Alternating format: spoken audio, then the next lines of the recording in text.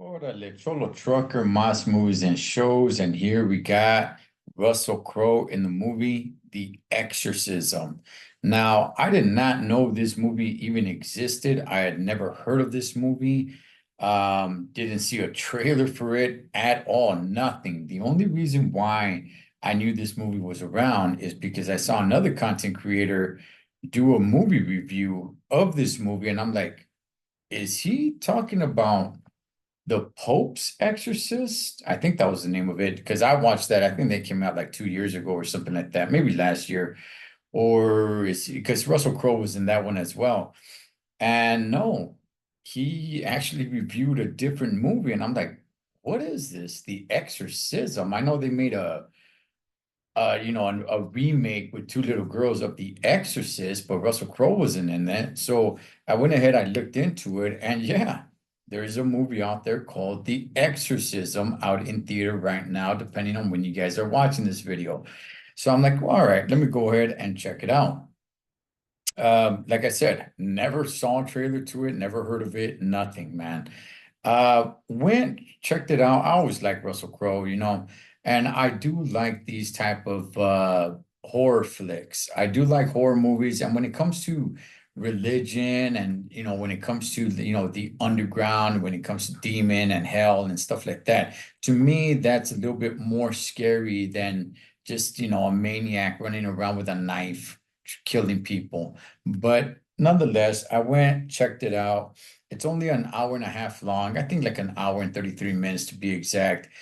Um, I'll tell you guys what the movie's about before I tell you guys what I think of the movie. So basically, the movie is about actors that are remaking the movie The Exorcist. Okay, so you got actors playing actors. So Russell Crowe, he's acting in this movie playing an actor, right? Trying to land the role of a priest to play in the remake of the movie The Exorcist.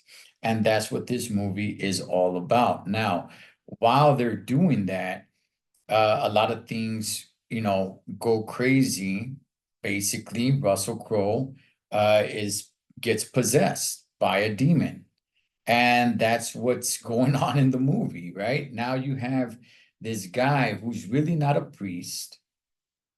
There really is no exorcism, but because they are dabbling in this movie trying to get this done, they open up a portal for a demon to come in and start messing with the crew, and mainly Russell Crowe. Now, Russell Crowe has a dark past as an actor in this movie. His wife who died, he went through a drug and alcohol problem. Um, I believe he was a choir boy, and there's a lot of backstory with him that starts revealing itself as the movie goes on. What happened to him when he was a kid as a choir boy with a priest, his relationship with his daughter, well, I'll get to that in a second, but his broken relationship with his daughter, who is somewhat trying to help him, but they have a broken relationship. You could tell, especially because she does not call him dad. She refers to him by his first name, Tony, even though everybody calls him Anthony. And he gets possessed. Now, there is an actual priest in the movie who's there just to help out. He's there to help out Russell Crowe in acting, right? Telling them, what a real priest would do and wouldn't do. And that's the guy who's supposed to be somewhat of the hero, even though I thought the guy was kind of, I don't know, he was kind of lame, homie. When push came to shove, I don't know, dog. He was whatever. I don't want to ruin it too much for you guys. But so that's basically what the movie's about, man. That they're trying to remake this movie, and a real demon actually makes his presence felt by possessing Russell Crowe.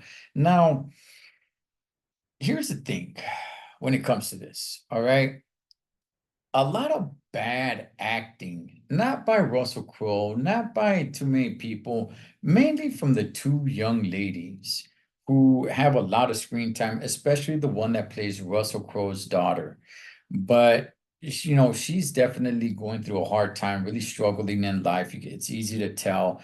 She befriends an actress in the movie, um, and horrible acting by both of those two young ladies. It just kind of takes you out of the movie. But also another thing, I mean, look,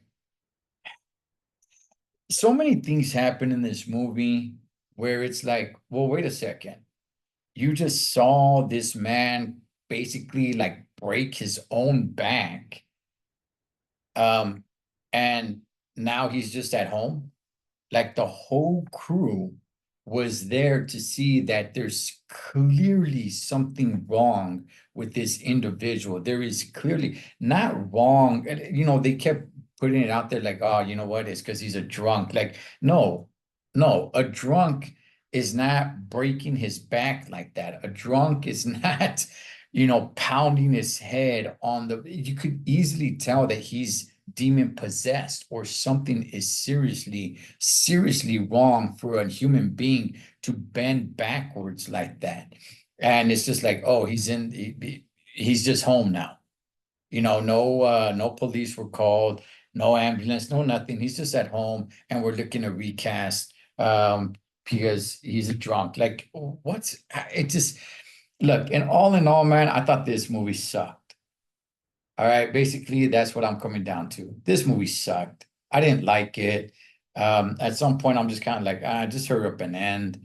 Even though it's only an hour and 30 minutes long, I thought it was a little too long because it's just like, just hurry up and end. It's not really scary. There's a lot of jump scare, like who, yeah, try to get you a jump in your seat. But outside of that, it's not really scary like that.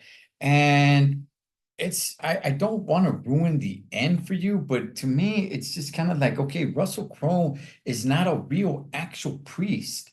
How does he how does he become the hero doing what the actual priest in the movie couldn't do? I just maybe I ruined it for you guys, but I'm telling you guys, man, this movie sucks. But you know what? Regardless, because I heard the other person review it.